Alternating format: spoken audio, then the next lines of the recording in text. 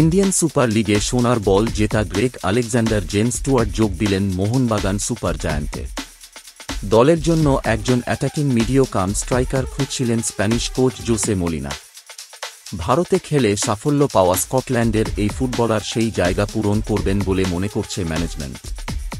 ভালো পাসার, সফল game maker এবং স্কোরার হিসাবে ইতিমধ্যেই ভারতীয় ফুটবলে নিজের জায়গা পাকা করে নিয়েছেন স্টুয়ার্ট। ভারতের দুটি ক্লাবের হয়ে দুবার আইএসএলে লিগ শিল্ড জিতেছেন তিনি। আগুনে মানসিকতার এই ফুটবলার যোগ দেওয়ায় সবুজ মেরুনের মাঝমাঠ এবং আক্রমণের শক্তি বাড়ল। মোহনবাগান সুপার জায়ান্টের প্রস্তুতি শুরু হচ্ছে ২৯ জুলাই ঐতিহাসিক মোহনবাগান দিবসে। এখনও পর্যন্ত ঠিক আছে, ওই দিন সকালে নতুনভাবে তৈরি মোহনবাগান মাঠে সকাল ৮টায় শুরু হবে অনুশীলন।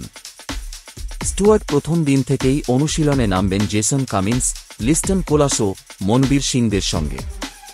২৮ জুলাই শহরে চলে আসবেন নতুন কোচ মলিনাসহ প্রায় সব ফুটবলারই। স্কটিশ ক্লাব কিলমারনক থেকে মোহনবাগান সুপার জায়ান্টে ১ বছরের জন্য চুক্তিবদ্ধ হয়ে স্টুয়ার্ট বললেন, অনেক দিনের স্বপ্ন ছিল ভারতীয় ফুটবলের মক্কা কলকাতায় খেলার। ভারতের সব ফুটবল স্টেডিয়াম এবং পরিবেশ আমার চেনা।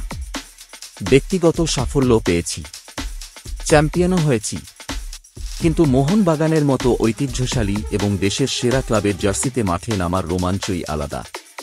টিম ম্যানেজমেন্ট আমাকে সেই সুযোগ দেওয়ায় তাদের কাছে আমি কৃতজ্ঞ।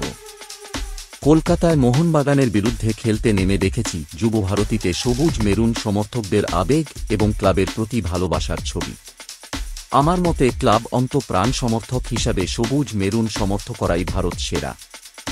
আইএসএলের দুটো ক্লাবকে চ্যাম্পিয়ন করেছি নিজের সেরাটা দিয়ে, গোলও করেছি, করিয়েওছি।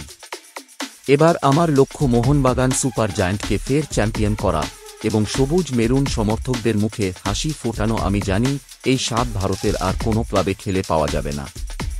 চ্যাম্পিয়নের শিরোপা ধরে রাখার লক্ষ্য নিয়েই ভারতে ফিরছি।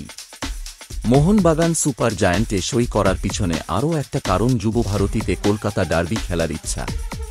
কলকাতা ডার্বি এশিয়ার অন্যতম সেরা। সেই ম্যাচ খেলব, নামব এবং জিতব, এই স্বপ্নটাও আমার বহুদিনের। ভারতে এসে অনেক কঠিন ম্যাচে দলকে জিতিয়েছি, কিন্তু ডার্বি জিতিনি। সেটা মাথায় রেখেই অনুশীলনে নামব।